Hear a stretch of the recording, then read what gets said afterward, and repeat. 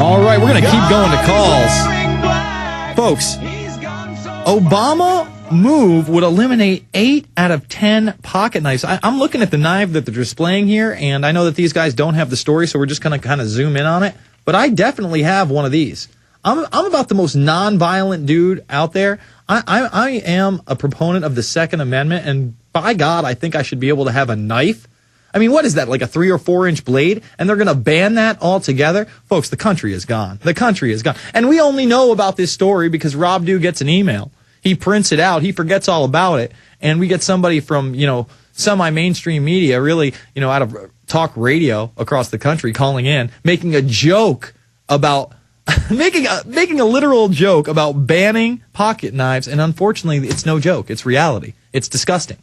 All right, let's jump to, who are we on? Eric in Pennsylvania. Eric. Oh, no, Eric dropped. Josh in Oklahoma. Josh, you're on the line. Hey, Jason. How you doing? Good, man. I got 2 questions. What do you think about Naomi Wolf now? I heard her. I don't remember if it was on your show or Alex. I think it was on yours. Mm-hmm.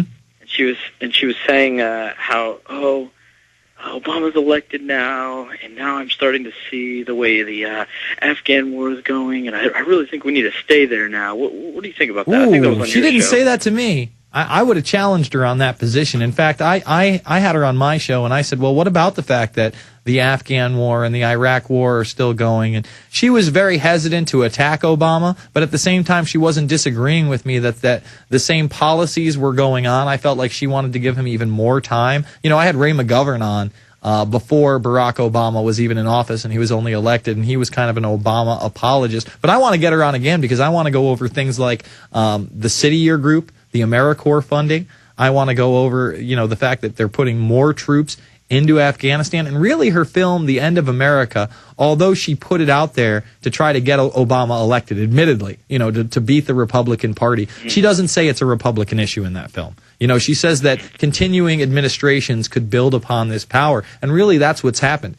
She's a Rhodes Scholar. A lot of people call me up and say, I think she's disinfo. I think she's an agent. I think she's controlled opposition. I personally don't think that she's any of those things. I think she's somebody that worked closely with the Clinton administration and has her blind spots.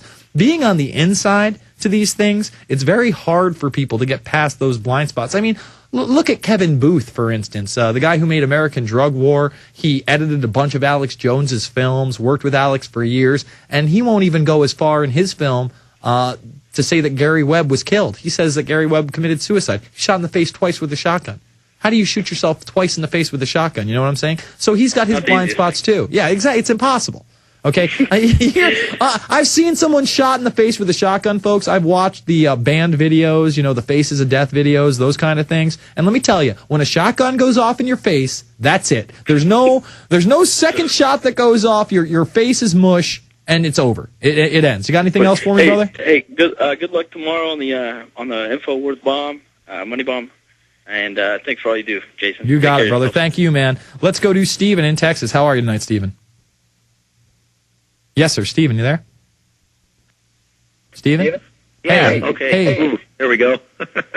Hey, yeah, I'm doing good. Hey, 2 things I wanted to comment on. These are both about postings. First of all, did you happen to look at Steve Watson's posting about announcing the money bomb yesterday? And all the comments afterwards, there's like 548 on there now. It's got to be one of the biggest, things that have been responded to, but have you happened to look at that at all? I mean, not once. You know what, Stephen, I stay so far away from those comment boards, and I can't get involved on those. I never post. I don't post on my YouTube videos.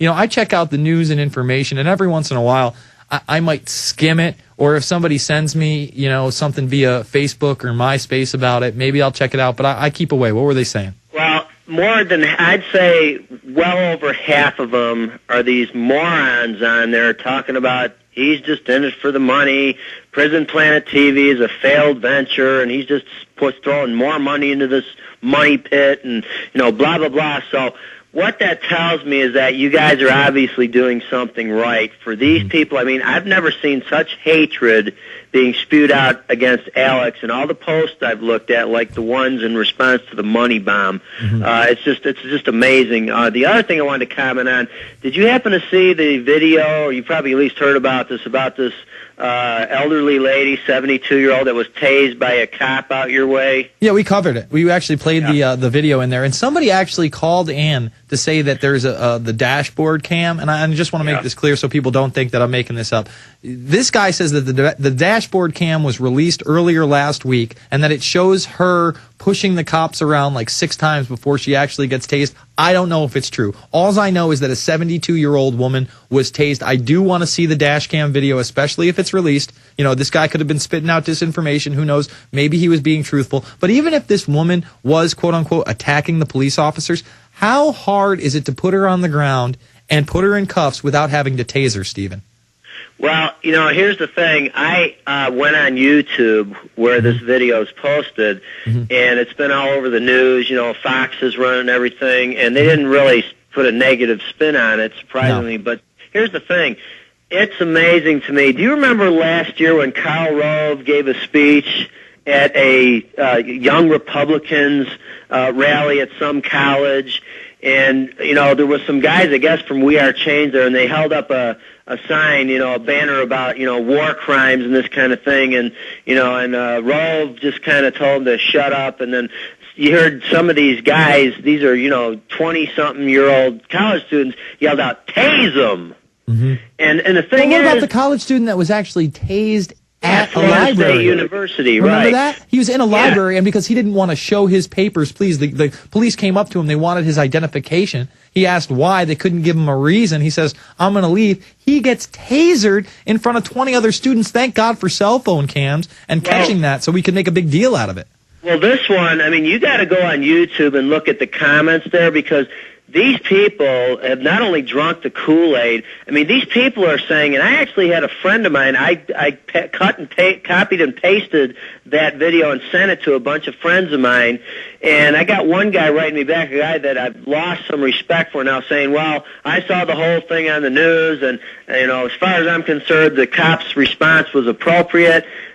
You know, and I'm looking at these people going, yeah, she got what she deserved, and, you know, which would you rather have, getting beat up with a billy club or shot with a gun or just getting a little zap? And you know what? Right now, and thank you for the call, Stephen, we're playing the video. This is the first time that I'm seeing this. Are they actually going to, have you watched this, Hartman? Do they show the actual tasing of this woman? Because so far I've seen the cop put his hands on her. And that's a new news clip, isn't it? That is a news clip. We're going to play that on the 30 after break. See, that whole thing goes on, but I had not seen the dash cam news clip. We're going to play that at the 30 after. Let's jump to Michael in L.A. Michael, you're on the line. Yes, sir. We got Michael? You drop? Will in Canada. Will, you're on the line. Yes, sir. Oh, how's it going? Good. How's it going? Okay. I just, speaking of taser videos, I just seen a very good one about the Niagara Regional Police. It's on YouTube right now. Okay. And it's crazy. I don't know what to make of it. Basically, the cops have this guy on the ground. I'll give you the link so you guys can play it later on screen.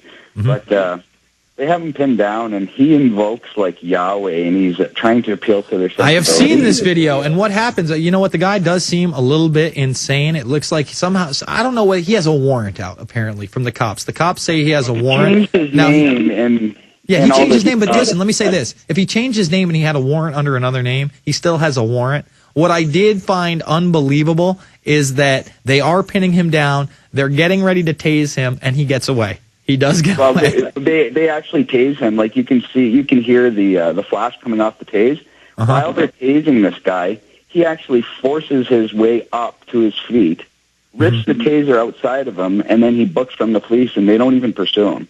No, I know. I saw it. I have no idea what to make of this video. Well, the thing is that I don't know the context of it. I don't know whether the police were in the right. Like, this guy actually did have a warrant out for his arrest. That's a possibility. He's talking about a name chase. What was crazy, that's why I didn't cover it, because I didn't know the circumstances. For me, those cops, if he had a warrant, were not out of control. They had pinned him down. They said he had a warrant. They were trying to take him to jail. I don't think, those guys didn't seem like they were taking pleasure in what they were having to do. I know, but just to interject, though, when he asked them under what charges, they couldn't list any charges. That's true. That's true. So they had, and that's where he started to outrage, because although the cops weren't being brutal, they did tase the guy in the end, which he wasn't trying to hurt them. Mm-hmm. So I don't see a necessity towards it.